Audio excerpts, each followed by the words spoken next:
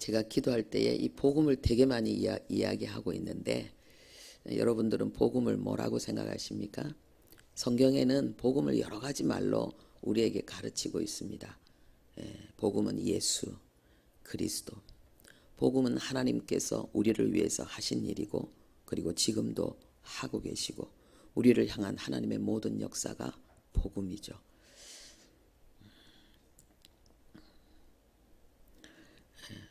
우리가 이 그리스도인의 삶은 배우고 누리는 삶입니다. 그래서 마태복음 28장에 모든 복음을 완성하시고 그리고 이제 그 복음의 증인으로 온전하게 살아낼 그러한 제자들 앞에서 주님이 말씀하신 것이 가르쳐 지키게 하라였습니다. 그래서 우리가 진정한 그리스도인의 삶을 사는 데 있어서 가장 중요한 것은 정확하게 아는 것입니다. 정확하게 알기 위해서는 배워야 됩니다. 성령님을 통해서 배워야 됩니다.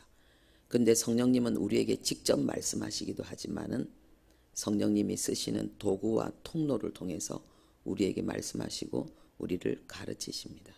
자연을 통해서, 사건을 통해서, 사람을 통해서, 모든 것을 통해서 하나님은 우리에게 이 복음을 가르치시고 그리고 우리가 복음이 이해되어지면은 복음이 이해되어지는 만큼 복음의 역사가 일어나는데 그것은 평안이고 안식이고 자유고 행복입니다.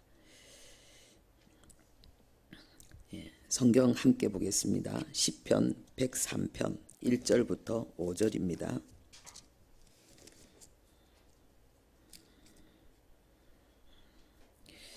하나님께서 지금도 우리를 통해서 하고자 하는 이미 하셨고 하기를 원하는 놀라운 은혜, 기쁜 소식을 우리가 소유할 수 있기를 바랍니다. 시편 103편 1절부터 5절까지 말씀 우리 함께 합독하겠습니다. 내 영혼아 여호와를 송축하라. 내 속에 있는 것들아 다 그의 거룩한 이름을 송축하라.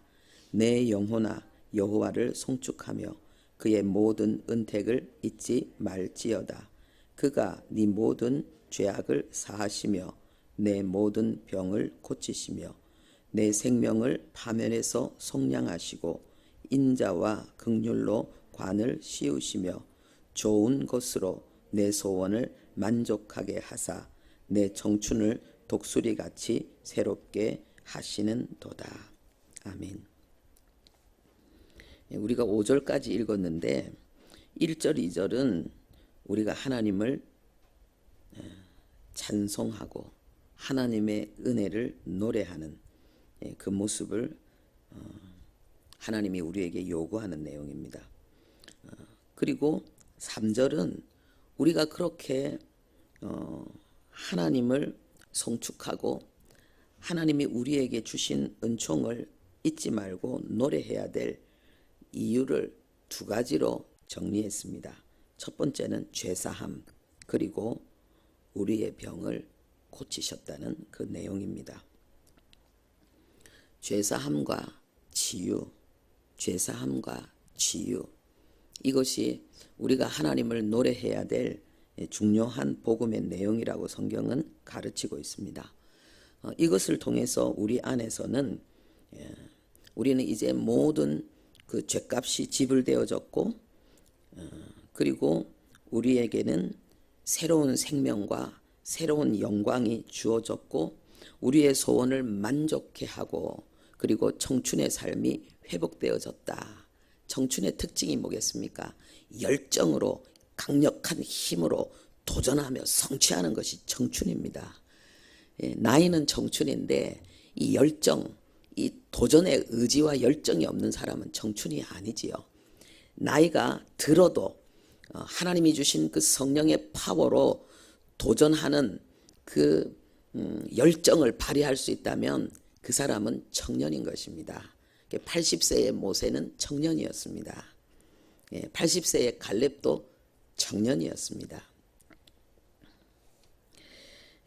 우리가 성령 충만하면 이 세상을 떠나는 그날까지 청춘의 삶을 살 수 있습니다. 할렐루야. 그래서 연세 드신 분들은 젊은 사람 부러워할 필요가 없어요. 예, 성령 충만한 중년과 노년의 삶을 향해서 아주 강력하게 도전하며 질주하는 멋진 모습을 나타내야 됩니다. 우리는 죄사함에 대해서 많은 은혜들을 우리는 많이 이렇게 생각을 하고 누리고 있습니다. 그런데 이 치유에 대한 부분에 있어서는 상당히 많이 그 사단의 공격도 많이 받고 있고, 그리고 우리가 이 치유에 대해서는 또 많은 오해도 있고 집중하지 않기 때문에 필요한 내용들을 우리는 적게 가지고 있고 치유의 은혜도 적게 누리고 있는 것을 볼 수가 있습니다. 그래서 우리가 성경에는요, 우리를 향해서 그 구원에 대한 것뿐만 아니라 구원받은 하나님의 백성에 대한 이야기가 더 많이 있습니다. 구원받은 하나님의 백성에 대한 이야기가 뭐겠습니까? 하나님께서 얼마나 하나님의 백성들을 철저하게 책임지고 돌보시고 그들에게 좋은 것으로 멋지게 행복하게 살게 하시려고 하나님께서 애를 쓰시는가 하는 내용들이 나와 있는 것입니다. 그래서 우리가 성경을 읽으면서 그 복음의 그 충만한 은혜를 누리는 데 있어서 특별히 이 치유에 대한 부분을, 이 내용을 우리가 가지고 있으면 삶을 사는 데 있어서 굉장히 그 많은 이로움을, 그 굉장한 그 유익을 얻게 될 것입니다. 그래서 저는 이 성경 속에 죄사함의 복음뿐만 아니라 경제복음 그리고 치유의 복음이 있다라고 저는 생각합니다. 그 은혜가 우리 모두에게 부어지기를 바랍니다. 마태복음 8장 16절에서 17절에 보면은요, 예수께서 말씀으로 귀신들을 쫓아내시고 병든 자들을 다 고치시니 이는 이사야를 통하여 하신 말씀에 우리의 연약한 것을 친히 담당하시고 병을 짊어지셨도다 함을 이루려 하심이더라. 그러니까 예수님이 귀신을 쫓아내면서 병든 자를 다 고쳤다 그랬습니다. 원어에도 이 다라는 이 단어가 있습니다. 이 파스라는 말인데요, 이 헬라어인데 이것은 모든 것을 이야기하고 있습니다. 모든 병을, 모든 종류의 병을 다 고쳤다라고 말하고 있는 것입니다. 그리고 영적인 문제로 인해서 생긴 병, 영적인 영향력과 지배로 인해서 생긴 병에 대해서는 귀신을 쫓아내면서 또 병든 자들을 고치셨다는 내용을 우리에게 알리고 있습니다. 그런데 이것이 그냥 예수님이 병을 고쳤다, 단순한 이게 아니라는 거예요. 이것이 약속의 성취라는 거예요. 이사야를 통해서 하나님이 약속하신 그 말씀을 이루기 위해서 하나님이 행하고 계시는 역사라는 거예요. 우리 연약한 것을 친히 담당하시고 병을 짊어지셨도다. 예수님이 우리의 죄만 사는 것이 아니라 우리의 육체의 연약함을, 그리고 그 질병을 예수님이 가져가셨다는 거예요. 짊어졌다는 것은 옮겨서 여기 있는 것을, 나에게 있는 질병과 고통을 예수님이 들어서 당신 어깨에 짊어지고 십자가로 행하셔서 그 짐을 없애버리셨다는 거예요.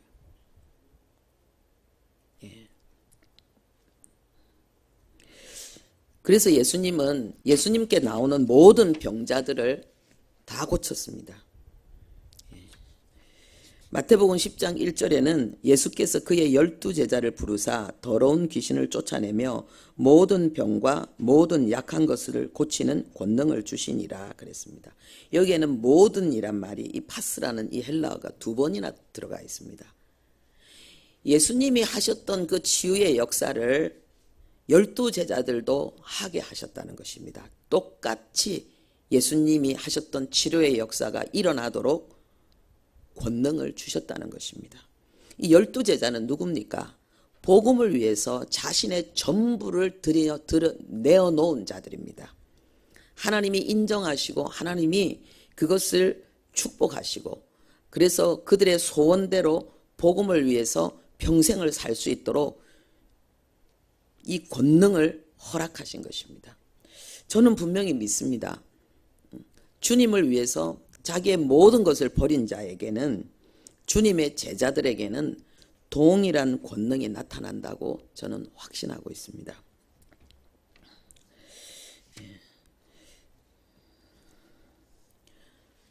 그런데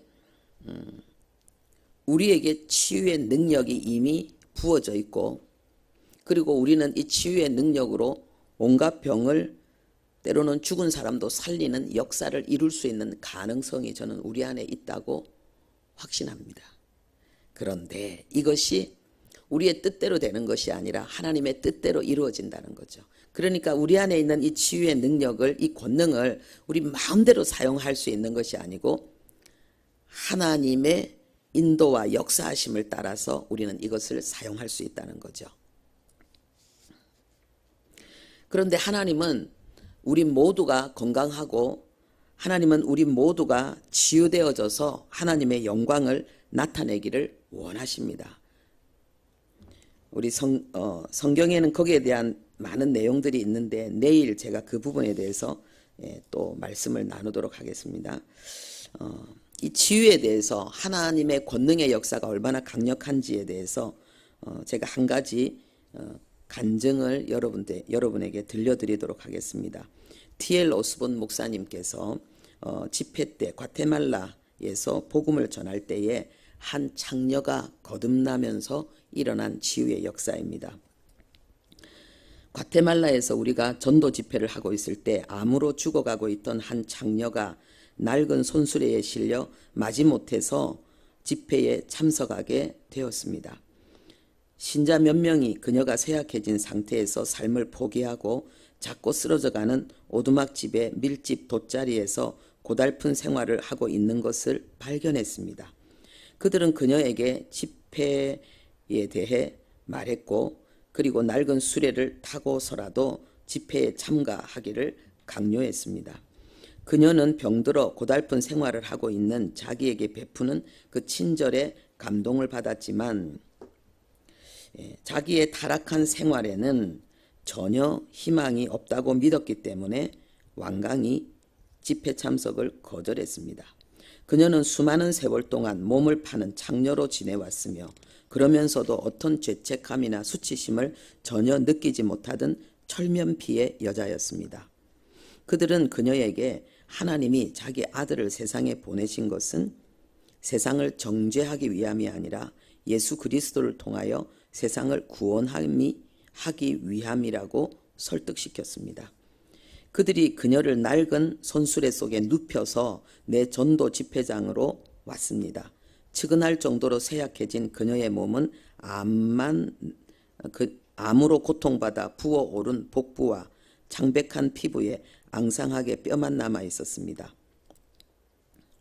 파랗게 펼쳐진 하늘 밑에서 낡은 손수레에 들어 누워 있는 동안 그녀는 예수 그리스도의 새로운 생명에 대한 메시지와 그리고 사람이 어떻게 믿음에 의해서 자기 마음속에 예수 그리스도와 그의 생명을 영접함으로 거듭날 수 있을 것인가에 대해서 들었습니다. 나는 그날 밤 나의 설교 제목을 잘 기억합니다. 나는 예수 그리스도를 영접하는 것에 대해서와 그리고 새로운 새 생명을 믿음에 의해서 얻었을 때 반드시 일어나는 거듭난 삶에 대해서 말하였던 것입니다. 나는 우리들의 죄를 속량하시기 위하여 십자가에 달려 죽으신 예수 그리스도의 사랑과 긍휼을 힘차게 외쳤습니다. 또한 나는 예수 그리스도의 생명은 우리의 성품을 변화시키며 우리를 새로운 인격으로 창조해 주신다는 사실을 강조하였습니다. 다시 말해서 예수 그리스도의 생명은 우리의 병을 치료하시며 우리를 영적으로, 정신적으로, 육체적으로 새로운 새 생명을 얻게 하십니다. 나는 많은 청중들에게 말하였습니다. 내 영혼아 여호와를 송축하며 그 모든 은택을 잊지 말지어다. 저가 내 모든 죄악을 사하시며 내 모든 병을 고치시며 네 생명을 파멸에서 구속하시고. 우리가 앞에 읽었던 본문 내용이죠. 우리가 설교를 마치고 3만 5천 명의 결신자를 위하여 기도할 때 이 장녀는 지금까지의 자기의 모든 삶을 헛되게 낭비했으며 더럽게 악용해 버린 데 대해 몹시 슬퍼하며 후회를 했습니다. 그 여인은 그리스도께 바칠 것이라고는 아무것도 가진 것이 없으며 오직 죄의 병기로 방탕하게 사용하였고 더구나 이제는 희망도 없고 치료할 수 없게 된 자신의 육체만 남아있는 것을 깨달았습니다. 그렇기 때문에 그녀는 하나님께서 모든 죄를 용서하여 주시기까지 자기를 사랑하여 주시며 뿐만 아니라 예수 그리스도의 새 생명을 축복으로 주신다는 이 엄청난 사실을 도무지 믿을 수가 없었습니다. 그러나 그들은 그녀에게 오직 믿기만 하라고 용기를 북돋아 주었습니다. 마침내 그녀는 보잘것없는 자신에게 은혜를 베풀어 달라고 예수 그리스도께 메어 달려 울부짖었고 그리고 예수 그리스도를 영접했습니다. 그때 깊고도 측량할 수 없는 하나님의 사랑의 응답이 그녀에게 나타났습니다. 그녀는 확실한 용서와 영광스러운 기쁨을 맛보았습니다. 새로운 생명이 그녀의 옛 성품 안에서 태어났으며 그리고 그녀의 이해할 수 없는 무한한 예수 그리스도의 영과 생명의 능력으로 새 생명을 얻게 되었습니다. 그녀는 거듭난 사람이 된 것입니다. 그녀는 비록 누워 있었지만 평안과 감사가 충만하였기 때문에 너무 기뻐서 울며 자기의 친구들을 쳐다보았습니다. 그리고 자기의 뼈만 남아 앙상한 팔을 힘차게 뻗어 친구들의 손을 붙잡고 벌떡 일어났습니다. 그것은 수개월 만에 일어난 일이었습니다. 그녀의 친구들은 함께 울며 하나님께 감사드렸습니다. 그때 이 사랑하는 여인은 암으로 고통받던 자기의 몸을 까맣게 잊어버렸으며 영혼의 기쁨과 평화로 말미암아 승리의 계가를 외쳤던 것입니다. 그 후 얼마 되지 않은 때 갑자기 그녀는 무섭던 불치의 암의 자취가 없어지고 팔다리에 원기가 회복된 것을 깨달았습니다. 그러니까 너무 기뻐서 벌떡 일어나서 막 하면서도 자신의 병이 암이 사라졌다는 것을 인식하지 못하고 있었는데 이제 그걸 인식하게 되었다는 것입니다. 이 여인은 예수 그리스도의 피 공로로 용서함을 받아 정결하게 되었을 뿐만 아니라 무서운 암의 고통으로부터 고침을 받았던 것입니다. 그녀는 바로 거듭남을 체험하였던 것입니다. 그 여인은 많은 사람들이 가지고 있는 그 압박감에서 벗어나 플랫폼의 계단을 밟으며 걸어 나갔습니다. 나는 아직까지도 뼈만 남은 팔을 하늘로 쳐든 채 뺨에 눈물을 흘리며 플랫폼에 서 있는 그녀의 모습을 볼 수 있습니다. 마음으로 상상할 수 있다는 거죠. 그리고 하늘을 향해 쳐든 그녀의 얼굴은 마치 천사의 얼굴과 같았습니다.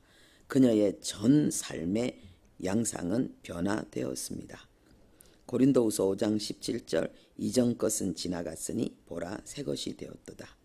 그 여인은 여러 교회들을 하나로 연합시켰고 교회에서 그녀는 신실하고 헌신적인 사역자로서 자신의 전 삶을 다른 사람을 그리스도께로 인도하는 데 남은 생을 바쳤습니다. 할렐루야. 기도하겠습니다. 하나님 아버지, 우리의 죄를 사하시며 우리의 모든 병을 고치신 하나님의 구원, 그래서 우리를 아버지여 독수리같이 새 힘을 얻고 청춘을 회복할 수 있도록 우리에게 베푸신 은혜를 우리가 알게 해 주시옵소서. 하나님, 우리 안에 그 증인들이 일어나게 해 주시옵소서. 힘을 잃은, 우리 안에서 힘을 잃은 복음, 감격을 잃어버린 하나님 아버지여, 이 복음의 기쁨, 이 영광이 다시 회복되어지게 하시고 첫사랑이 그 처음 행위가 남은 우리의 평생에 우리의 중심이 되고 삶이 되게 도와주시고 그 복음의 그 역동적인 그 능력, 우리의 온 영혼을, 우리의 인격을 사로잡아버린 그 능력으로 말미암아 우리의 몸까지도 새롭게 되는, 청춘이 새로워지는 역사가 우리 모두에게 일어나게 해 주옵소서. 예수님의 이름으로 기도합니다. 아멘.